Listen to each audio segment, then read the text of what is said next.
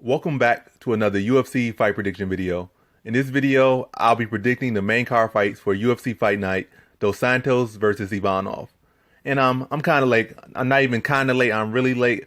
I let time slip by. I didn't realize this event was coming up this week. I thought the event was coming on next week. So until I saw the weigh-ins on YouTube, I was like, dang, this fight's coming up next week. So yeah, I'm late, but I'm gonna get straight to it and predict the main card fight. So without further ado, the first fight on the main card we have in the women's bantamweight division, Cat Zingano versus Marion Reneau. And so let's start with Cat Zingano. Cat Zingano made it all the way to the top. Well, she didn't win the title, but she made it to fight Ronda Rousey, was undefeated in that fight. Then she really exposed herself in that fight. She got too aggressive, and Ronda Rousey took advantage of it. Spectacular submission over Zingano, and since then, Zingano hasn't won. In her last fight, she showed pretty much the same flaws she showed in her last three, was that she might be technical, she might be talented and all this stuff, but she gets far too aggressive in fights, running with her head down and throwing punches very sloppily. She doesn't have the most power, which she really has. She's strong. She might be pretty technical as far as the grappling goes, and she's aggressive. So strength and aggression really what she has. And that's really not going to be enough at this top level. Even now, as the women's division gets more technical and better, and if you're just going to be aggression and strength, then that's not really going to be able to win you fights when you're fighting tough people. And Marion Reneau is no joke. She might not have challenged for a title yet. Maybe she might not be as big of a name as Zingano, but I think Marion Reneau is actually better than Cat Zingano in many ways. I think her boxing is more crisp. She's more technical with her striking. She controls better distance. She's cleaner with her striking. And she's deadly on the ground with her submission. She's one of the better submission artists in the women's bantamweight division right now. I think Cat Zingano is going to have struggle with trying to strike with her, especially in the range, unless she could get in there and try to put it in the Muay Thai range and try to clinch up with Marion Reneau.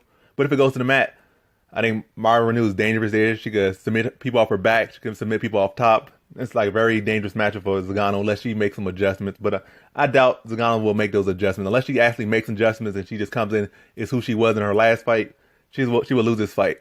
And now that's what I'm saying in this fight. And she's going to come out. She's going to be aggressive. She's going to try to make it ugly. It's going to be competitive. It's not going to be no cakewalk. But I think Marion Reneau is going to be a boxer up from distance. Zingano's kind of loopy, sloppy shots going to come up short. Her punch is going to come up short because she's swinging. She's not throwing hooks. I can't even call what she throws, even hooks, overhands, or whatever. It's just flelly type of strikes with no power on them. And I think Marion Reneau is going to be able to keep her at bay with her jab, her straight, maybe throw some hooks in there. Zingano's going to get desperate and try to go for some sloppy takedowns. That will set her up for some chokes and some submissions. I think Marion Reneau will get a late third round, not even late, I'm going to get a mid third round submission over Cat Zingano. So in this fight, I have Marion Reneau via third round submission. Then on to our next fight, we have in the featherweight division, Myles Jury versus Chad Mendes. Chad Mendes is coming back from 3 or 2 year layoff due to drug suspension, and he said he was trying to clear his head up a bit. So multiple different things, but he's been out for a good minute. When he left, he was one of the best one of the best featherweights in the UFC for a long time. Challenged for the title, I think, twice or once, but definitely very talented. Myles Jury, talented young fighter, good size for the weight class, good striking, really good grappling. I don't know about his winning factor. He chokes in big fights. That's not a good thing to have going into this fight against Chad Mendes. By far the best opponent he's faced. Well, I guess you could say Don Cerrone, but that's in the past now. At this weight class, this is by far the best person he's had faced. So in this fight, I think Myles Jury's striking is pretty good. I'll give Chad Mendes the power advantage, the speed, athletic advantage, the experience advantage, and all that stuff. Myles Jury could definitely crack Chad Mendes coming in. I think Myles Jury has pretty good counter striking. He's pretty good at controlling the range, but he's also pretty good at choking. I think, I'm not saying he's not choking people out. He's good at choking himself up in big events and big moments and losing fights in not even impressive fashion. Against Don Cerrone, he just pretty much sat on his back and let Don Cerrone kick him in the butt. That's as big as choking as you could get. So I think in this fight, Chad Mendes is going to be coming in a little bit, maybe rusty in this fight, but I'm still going to think he's going to win this fight. He's going to be able to impose with his striking. He trains with pretty much the best gym for this weight class, 155 and below. Alpha Male is about the best gym you could have. They have plenty of good strikers, people faster, better boxing, better submission grapplers than Myles Jury at that gym. Chad Mendes just has to focus on not getting caught up or getting rusty and implementing his own game plan. I think if they both come in as who they are and the best of who they are, Chad Mendes wins this fight 9 times out of 10. I think he'll be fast enough to overcome that reach advantage. I think he'll be able to push Jury around with his power and his striking, make Jury worry about that, blast some takedowns on Jury and control Jury from the top.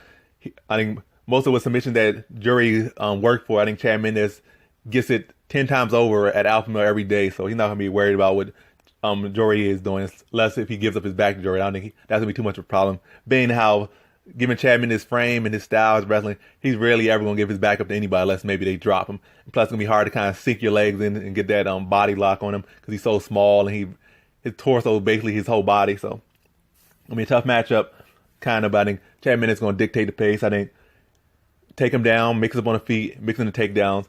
I think Jury's tough enough, but it's going to be like a decision. So, Chad Mendes will be kind of rusty, so he's not going to get the finish, maybe, but he's going to definitely be able to dictate where the fight is going more so than not, and win the fight, striking it on the ground, mixing it up, and I see Chad Mendes winning the decision. So in this fight, I have Chad Mendes via decision. Then on to our next fight, we have in the welterweight division, Randy Brown versus Nico Price. Randy Brown, very talented, a lot of talent in that kid. He's definitely going to get better and better, and he has a high ceiling, I would say. He can get much better than he is. He definitely hasn't been living up to his full potential yet, but I think he's certainly there. Nico Price, I see him more as a grappler, but he's one of those grapplers that has very awkward striking because he's not a striker, but he can hurt you on the feet. But against Randy Brown, I see Randy Brown having a huge height advantage, huge reach advantage, huge talent advantage. But Randy Brown does have a weakness to grapplers. I don't know how much he's improved at. He kind of improved it slightly in the Mickey Gall fight, but more so he kind of just got lucky almost because Mickey Gall had him pretty much held him down the whole round, wasn't mounted him for a whole round. Then from that point on, like in the second round, then Randy Brown started winning the fight from the second and third. So I don't know how he'll be able to deal with Nico Price's grappling, but I think if Randy Brown can at least sprawl a couple takedowns, I think on the feet it should be all Randy Brown. He's faster, he hits harder. Well, I don't know. They hit about the same. I think Randy Brown hit like about the same power. Randy Brown controls distance much better, has much higher arsenal of striking. It's going to really be hard for Nico Price to land those shots on him, like those kind of square hooks that he throws, because he's extra square when he's throwing the shot. He kind of leads in and take a punch to give a punch, and he usually kind of wins those exchanges. But against Randy Brown, with somebody that much height and knows how to use it, that much range, those long legs, those long limbs, Nico Price really not going to be able to land those kind of loopy square shots against him. It's going to be Randy Brown all the way on the feet.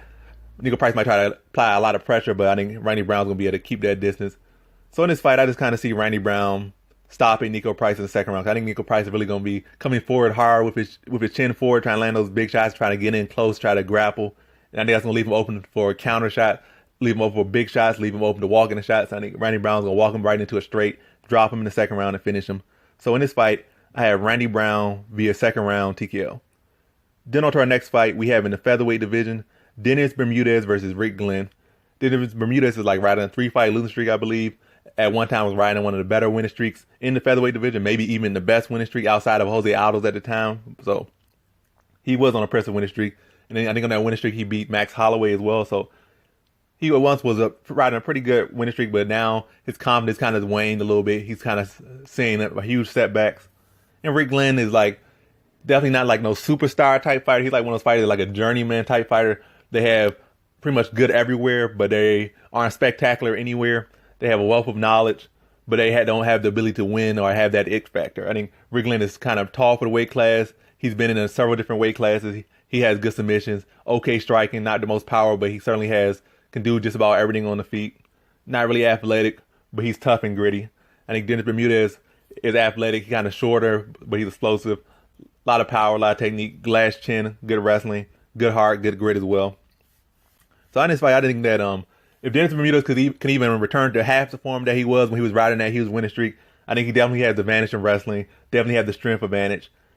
All he has to do is not get too overzealous against somebody like Rick Glenn, because anybody can knock you out, especially when your chin is as soft as Bermudez. So he has the mixing of wrestling, mixing the takedowns, and that's what's going to win him this fight. I don't think it's going to be a finish, because Rick Glenn, I say he's one of those journeyman fighters that's good about everywhere, tall, lanky, and like game for anything. So it's going to be one of those people that's going to be hard to finish, but not hard to decision. I think Dennis Bermudez will be able to mix it up, like I said, take him down, strike one on the feet, and never let Rick Glenn get comfortable in this. Make him experience what he has experienced his whole career, never been able to be a breakout star, and just take him down, control him, and win a clear-cut decision. So in this fight, I see Dennis Bermudez via 3-round decision. Then on to our co-main event, we have in the welterweight division, Sage Northcutt versus Zak Ottow. And Zak Ottow, another one type of like journeyman, veteran. I'm not gonna call him a journeyman just yet. He's a veteran type of fighter. He's kind of like short, stocky, and bulky at the welterweight division. He's not like tall, not lanky, not rangy. He's pretty technical everywhere. Pretty good wrestling, pretty good grappling. Okay striking. Got a little bit of power on his hands, a little bit of power, a little bit of pop. Chin, I don't know, questionable. Sage Northcutt, chin questionable as well. Young, talented. Definitely talent is far on Sage Northcutt's side. I think his striking defense needs a little bit of work. His wrestling setups need a little bit of work. He's very explosive, so he gets things to go, even though it's not set up the most technical way. He's certainly training hard and trying to improve. But in this fight, I think if Zak Ottow could get it to the ground, he could have a lot of success, but on the feet, I think he's really just going to be trying to look for that one big shot. I think Sage Northcutt would take full advantage of that. Even though his defense is kind of weak, I think Sage Northcutt is just on a whole another level of speed and timing than Zak Ottow. And Zak Ottow being so short and bulky, he's not really going to be able to reach Sage Northcutt with his punches, like especially trying to swing some hooks or stuff like that. I think Sage Northcutt is just going to be 2 steps ahead of him on the striking. So Zak Ottow definitely has to make this fight ugly and rough up Sage Northcutt if he wants to win. But I don't think he'll be able to do that. I think Sage Northcutt is going to be a couple steps ahead, coming up from lightweight again, fighting a welterweight. He'll have that speed advantage. He's still going to be the bigger fighter actually in the fight. He's bulked up pretty well for welterweight. He's going to be the bigger, faster, younger fighter. I think Sage Northcutt just going to be able to dart around him, pick him apart on his feet, defend the takedowns. And I see him just eventually catching Zak Ottow in the second round after finding his timing, finding his openings, and dropping Ottow in the second round and finishing him. So in this fight, I have Sage Northcutt via second round TKO. Now on to our main event, we have in the heavyweight division, Junior Dos Santos versus Blagoy Ivanov. Blagoy Ivanov, several times Sambo world champion, tough fighter, beat Fader and Sambo, I think once or twice. Very talented. I think he was a champion in one of these other leagues. I forget what it is right now. Junior Santos, as you all know, UFC heavyweight champion. That's already obvious and common knowledge. So, good fight. I think Blagoy Ivanov trains with AKA now. He trains with Cain Velasquez and Danny Cormier. So that style could definitely play out in this fight. But I don't think he necessarily has the same. He's not as good at what they do as Cormier and Danny Cormier does. He's not that good at pressuring and moving forward. He's pretty good at it, but I don't think he has the speed. And he's certainly not, like I said, he's not as good at it as those two are.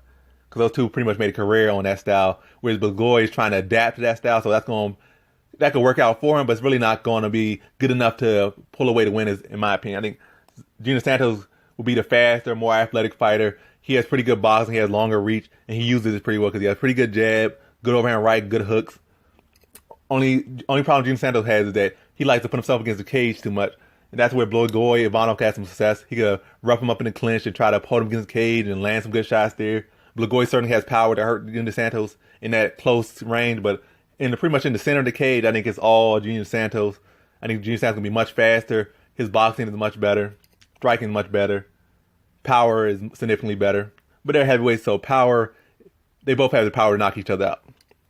But I think for the most part, Blagoy Ivanov's going to have some success trying to hold him against the cage, like try to rough him up in the clinch against the cage and land shots there. But I think for the most part, he's not going to be able to keep him there because he's not, like I said, he's not as fast as maybe a Stipe Miocic and Dan Cormier and Cain Velasquez. So I think Junior Santos is going to be able to get out from that place more often than not than he would against those type of fighters and make it back to the center cage and do his work there. I think it's going to be a pretty tight-knit fight for the most part. Then, I think Junior Santos' power is going to start to wear on Blagoy Ivanov. I think he's eventually going to catch him with a big shot in the third round, rock him, then finish him off after that. So in this fight, I have Junior Santos via third round TKO. So that concludes my fight predictions for UFC Fight Night, Dos Santos versus Ivanov. Thanks for watching. Like, comment, and subscribe, and come back for more videos. Peace.